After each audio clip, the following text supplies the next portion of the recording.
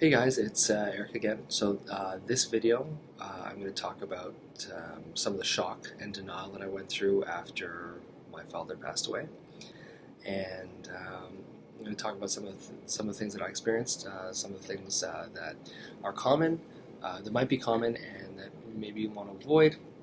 And for anyone whose friends or family are going through loss, and they might be going through this time as well. Just some of the things that you can be cognizant of, and how to help those people. And it's just really simple ways to just be there for support. So, uh, where I want to start is really just I knew my dad was going to pass away for a few months before it happened. So I had been grieving in that process as well. But the actual idea of losing him really never had sunk in until he had actually passed away. It never even, or it started sinking in, really, or even become something that I was trying to comprehend.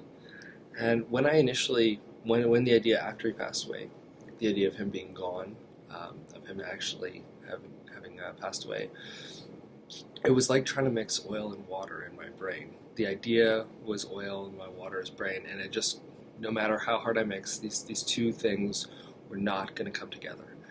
There was a separation, and it caused a lot of tension within me because at one point, this fact is trying to sink into me to let me know your dad passed away. But at the same time, I'm trying to fight it. I'm trying to push that idea away. So what that resulted in for me was just numbness, feeling really, really numb and very removed emotionally, removed, and it was tough. And I think one of the ways that I really noticed the numbness would be, the way it affected me, especially in the first couple days, in the first week or two after my father passed away, was around sleep, was around appetite.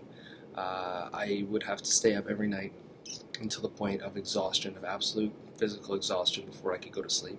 Or I would have to drink alcohol, and that was also a numbing thing that was really bad. And sometimes I never drank too much, but still using it as a way to help myself fall asleep or help myself disassociate was negative. And I recognized that fairly quickly and stopped. And but it was still something that I went through, and it was still something that's tough to realize that I'm trying to run away from this idea so much that I'm finding any way that I can disassociate possible, and alcohol was one of them.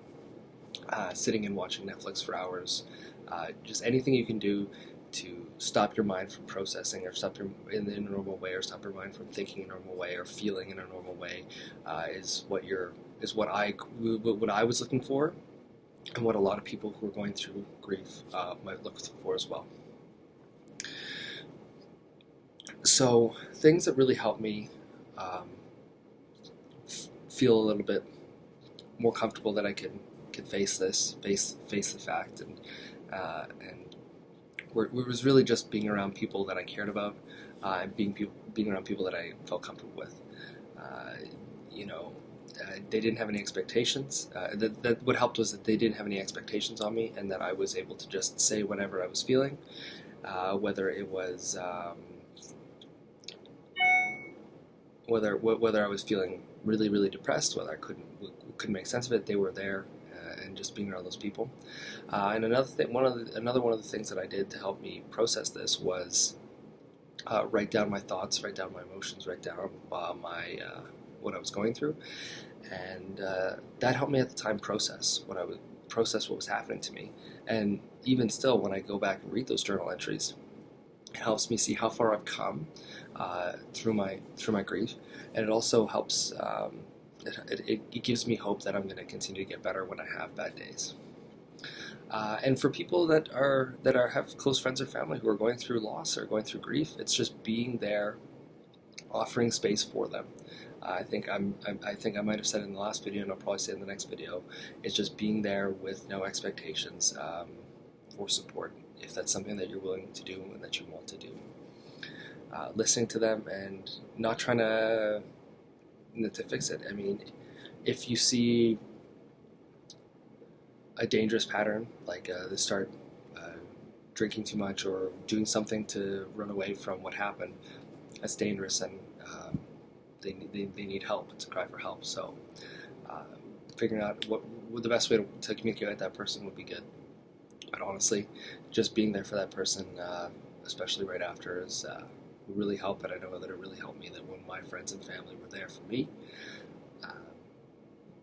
it made all the difference at the time. Anyway, I hope you guys enjoyed the video, and we'll see you in the next one.